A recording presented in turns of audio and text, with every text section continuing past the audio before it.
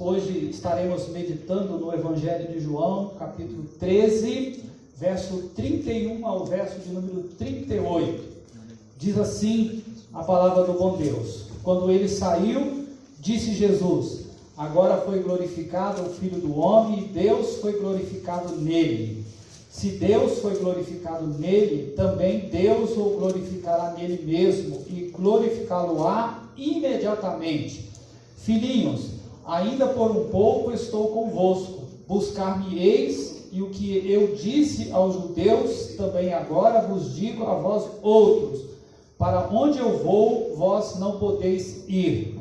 Novo mandamento vos dou, que vos ameis uns aos outros, assim como eu vos amei, que também vos ameis uns aos outros. Nisto conhecerão todos que sois meus discípulos, se tiverdes amor uns aos outros.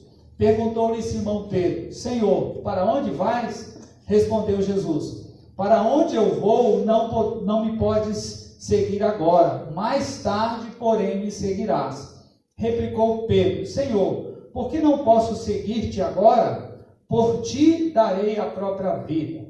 Respondeu Jesus: darás a vida por mim? Em verdade te digo que jamais cantará o galo antes que me negue 3 vezes. Vamos pensar na seguinte grande ideia: seremos conhecidos como verdadeiros cristãos quando amarmos como Cristo amou. Na última mensagem gravada, falamos sobre a ceia, o jantar de Páscoa de Jesus com os seus discípulos, sendo nesta ocasião apresentado o traidor. Provavelmente Jesus estava comendo a Páscoa numa quinta-feira, diferente do que era costume, pois comemoravam a Páscoa na sexta-feira. Tudo indica que Jesus tenha antecipado esse jantar de celebração da Páscoa com os seus discípulos, porque sabia que não poderia tomá-la na sexta-feira. Naquela festa, naquele jantar, Jesus estava ali avisando que ele seria glorificado e tinha um caminho a seguir onde os seus discípulos não poderiam ir, se referindo à sua própria morte. Poderia-se esperar dos seus discípulos uma atitude proativa, de serviço, de honra, mas não foi isso que vimos, pois os discípulos estavam mais preocupados consigo mesmos, sobre quem era o maior ou mais importante entre eles. Na tarefa de lavar os pés, que era o trabalho de um escravo, nenhum deles se habilitou para fazê-lo. Jesus foi quem o fez, tirou as suas vestes, ficando apenas com a roupa de baixo, como se fosse um escravo. Pegou uma bacia e uma toalha e começou a lavar os pés de todos os seus discípulos. Judas era um discípulo interesseiro, ele só se importava em como poderia tirar vantagem.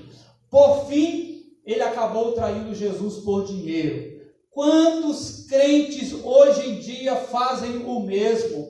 Traem Jesus por ganância, por ficarem com a parte que pertence a Deus. Mesmo assim, Jesus o honrou como honra aqueles que assim o fazem. Na refeição, Jesus pegou um pedaço de pão e deu a Judas em uma atitude de honra, de honrá-lo. Em paralelo, estava acontecendo uma série de outras coisas. Jesus sabia que o diabo estava ali para se apossar de Judas. Jesus não o expulsa, porque sabia que Judas estava ali para cumprir um propósito, pois a sua morte era plano de Deus. Pedro quis saber sobre qual era o lugar para onde Jesus disse que iria e que eles no momento não poderiam ir. Para onde vais que não podemos ir? Perguntou Pedro. Impulsivo como era Pedro, ele então disse: Senhor, ainda que signifique a morte, estou disposto a ir contigo. Porém, Jesus encerra esta conversa com Pedro dizendo: Pedro, antes que o galo cante, você me negará 3 vezes. E realmente isto aconteceu. Então, o que vemos nesse grupo de 12 discípulos que andaram com Jesus por cerca de 3 anos, é que eles não eram perfeitos, eram pecadores como nós todos somos. Alguns estavam mais preocupados consigo mesmo, outro era um ladrão, mas embora ele estivesse se relacionando com pessoas como estas, em nenhum momento vemos uma atitude de Jesus indicando que ele queria descartá-los ou estava ofendido com as suas atitudes. Jesus sabia da condição pecaminosa do coração de cada um deles. Jesus os conhecia melhor do que eles mesmos se conheciam. Então ele não ficou ofendido com a atitude deles. Pelo contrário, sua resposta a cada ato de ofensa foi um ato de humildade, um ato de honra, um ato de reconhecimento de que tal ofensa estava debaixo do conhecimento e da soberania de Deus. Precisamos entender, irmãos, que a probabilidade de nos sentirmos ofendidos é sempre maior com aquelas pessoas que estão perto de nós, aquelas pessoas que nós convivemos dia a dia, os parentes, os amigos, vizinhos, os colegas de trabalho. Este é o mundo na qual vivemos. É de se esperar que vivamos uma série de situações de ofensas nessa vida. Se estamos esperando viver em um mundo que não tem ofensas, estamos com a visão errada do que é este mundo. Esta é a dinâmica da vida. Ofendemos e somos ofendidos por causa da natureza caída que todos nós temos. Oxalá isso não acontecesse entre nós. Aí realmente estaremos no paraíso antes da queda ou já na glória celestial. Jesus viveu no mundo real com pessoas reais que o ofenderam, o traíram, o negaram, mas mesmo assim não encontramos ninguém ofendido por ele. Pelo contrário, verso 1 do capítulo 13, nós vemos João se referindo a Jesus assim: tendo amado os seus que estavam no mundo, amou-os até o fim.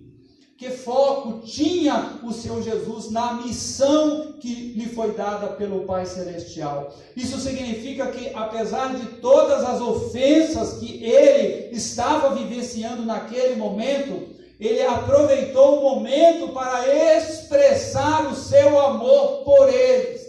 Essas são as grandes oportunidades que nós temos de testemunhar, de mostrar àqueles que nos ofendem, nos maltratam, falam mal de nós, que realmente nós somos conhecidos como os discípulos de Jesus. É isso que Jesus esperava daqueles homens. E nesse sentido, eu quero destacar nesse sermão 2 tarefas dadas por Cristo para que seus discípulos fossem conhecidos como verdadeiros seguidores deles. Primeiro, é do novo mandamento. Naquele contexto, Jesus deu uma ordem aos seus discípulos em forma de mandamento. Ele iniciou a sua ordem assim: um novo mandamento lhes dou. Em algumas ocasiões em que ele estava pregando, Jesus usou a expressão: Moisés vos disse, lá em Mateus 19:9, eu porém vos digo. Então, Jesus aqui está dando ou ensinando, por exemplo, falando sobre o repúdio. Ele disse que Moisés mandou dar carta de divórcio, mas Jesus lhes diz: eu, porém, vos digo, e coloca para os líderes a interpretação correta da lei e, evidentemente, a sua vontade para os seus seguidores. Na balança, a autoridade de Jesus está acima da autoridade de Moisés. Ele tinha autoridade acima da autoridade de Moisés. E as pessoas à sua volta, ao ouvirem esse seu primeiro discurso, reagiram assim: ele é diferente dos fariseus, porque ensina com quem tem autoridade. Lá em João 13, versículo de número 13, diz assim: vocês me chamam mestre e senhor, e com razão, pois eu o sou. As pessoas à volta de Jesus, e ele mesmo reconhecia a sua própria autoridade. Então ele estava dizendo: porque eu tenho autoridade, eu estou dando um novo mandamento. Estou dando um mandamento. Precisamos entender que essa ordem de Jesus aos seus discípulos não é uma apenas sugestão ou uma opção em que você pode escolher entre uma coisa e outra, mas uma ordem, um mandamento que deveria e deve ser seguido por seus seguidores, por seus discípulos. Interessante Jesus dizer que era um novo mandamento. Afinal, quando nós lemos lá em Levítico 19, 18, nós vemos: não te vingarás, nem guardarás ira contra os filhos do teu povo, mas amarás o teu próximo como a ti mesmo. Já existia uma ordem na lei que mandava amar o próximo. Deuteronômio 19, 10, 19, nós lemos: amai, pois, o estrangeiro, porque fostes estrangeiro na terra do Egito. Existia até uma ordem de amar o estrangeiro, porque Jesus estava dando um novo mandamento, irmãos. Por que será? Já que existia na lei a determinação, a ordem deste mandamento de amar ao próximo. A palavra usada para novo no grego é a palavra kainos, mas há duas palavras no grego que pode ser traduzida por novo. São as palavras neos e kainos. Neos significa que alguma coisa é nova pelo fato de nunca ter sido usada, como um carro 0 quilômetro.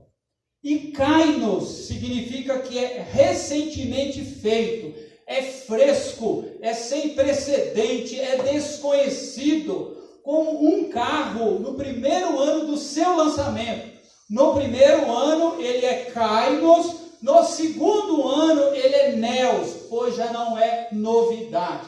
Então, quando Jesus estava se referindo àquele mandamento como um novo mandamento, ele queria dizer que o mandamento agora estava ganhando uma qualidade diferente de entendimento, de ação, de interpretação, de ordem.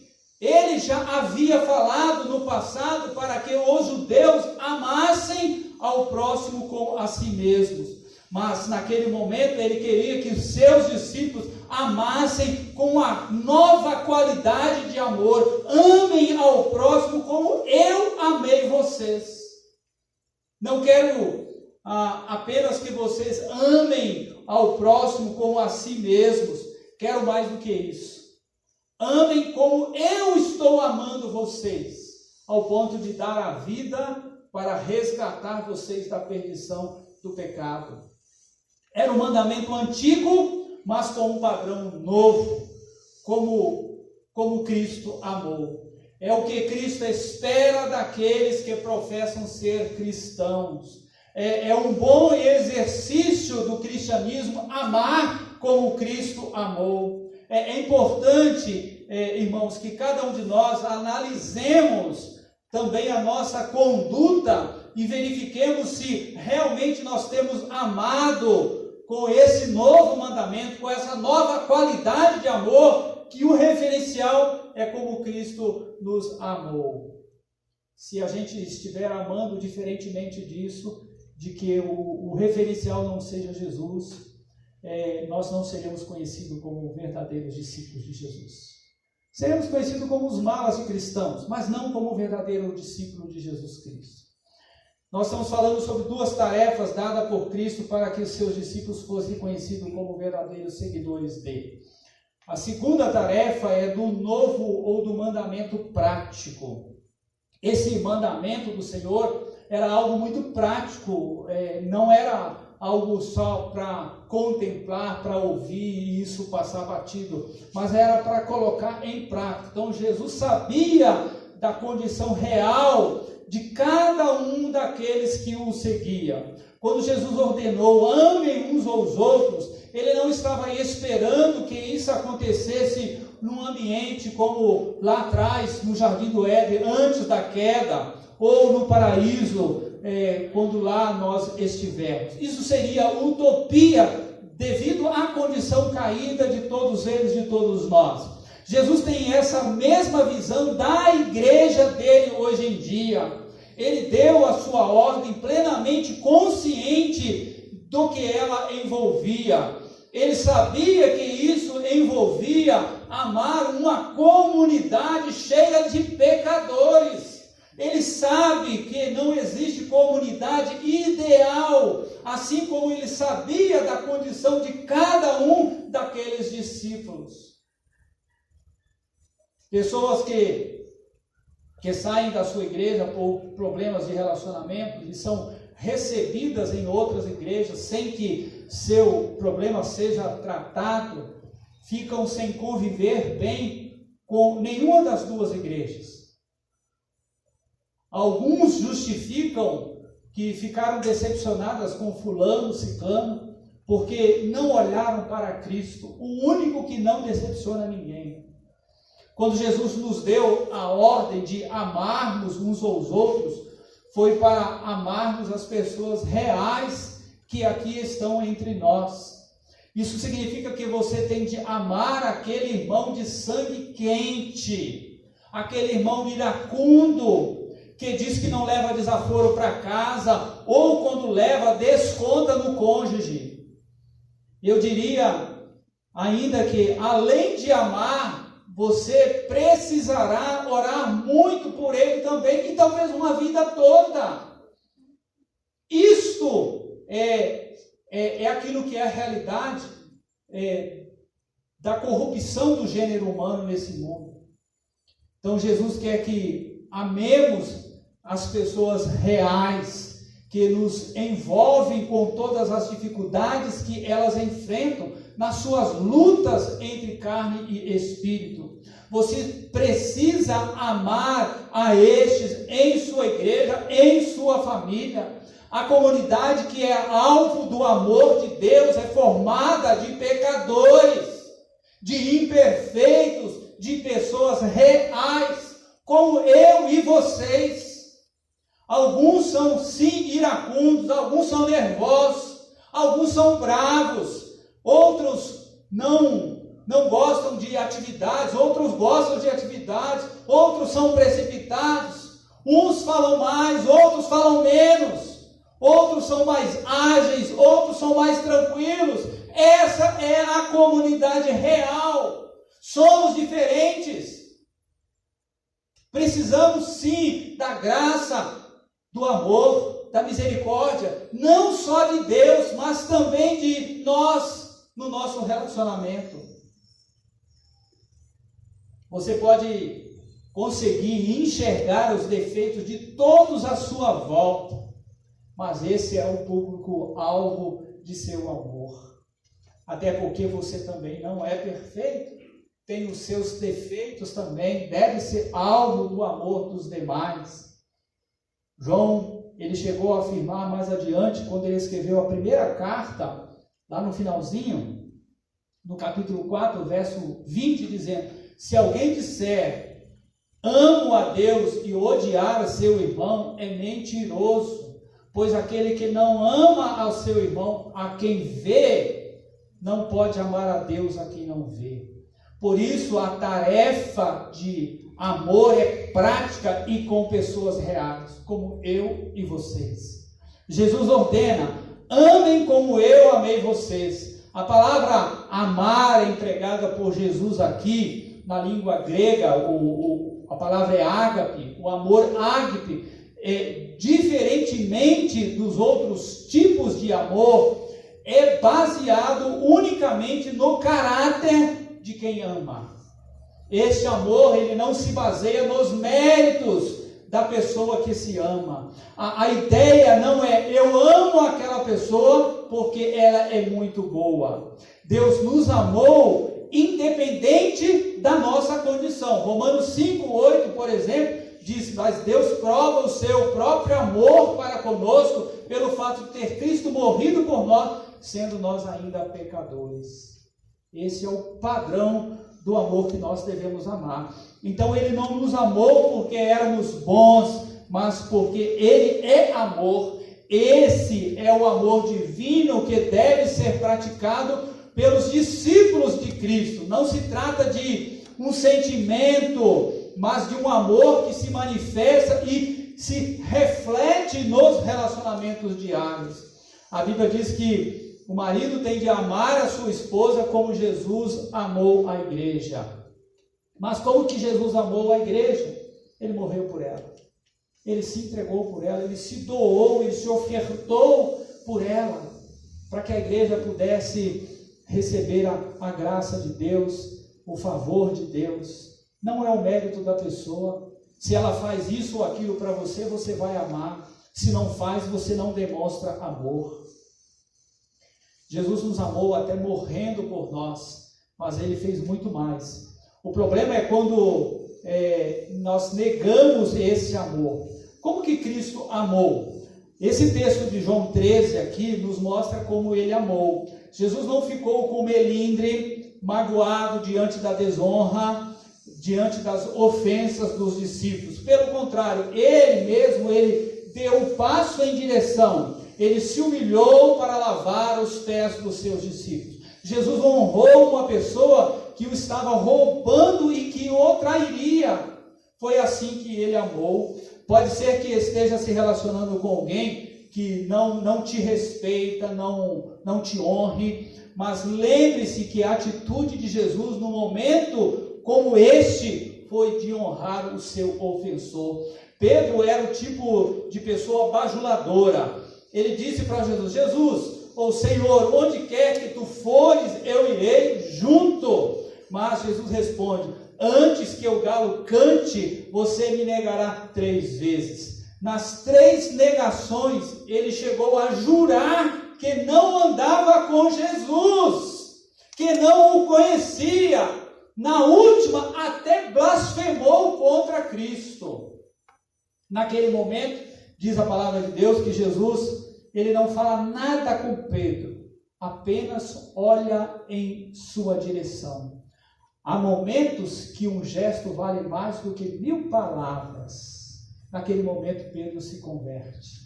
Somente mais tarde, em uma ocasião oportuna, depois da ressurreição, quando o anjo deu o recado às mulheres que Jesus iria encontrar a todos os discípulos lá na Galileia, é que o Senhor destaca o nome de Pedro, lá em Marcos 16, 7. Vão e diga aos seus discípulos e a Pedro, ele está indo adiante de vocês para a Galileia. Por que será que Jesus destaca a Pedro nesse verso? Afinal, Pedro era um discípulo, e se o recado seria dado a todos os discípulos, Pedro também seria avisado. Certamente foi porque Pedro o havia negado, e já havia deixado naquele momento por remorso, por tristeza de seguir Jesus. Talvez estivesse com vergonha.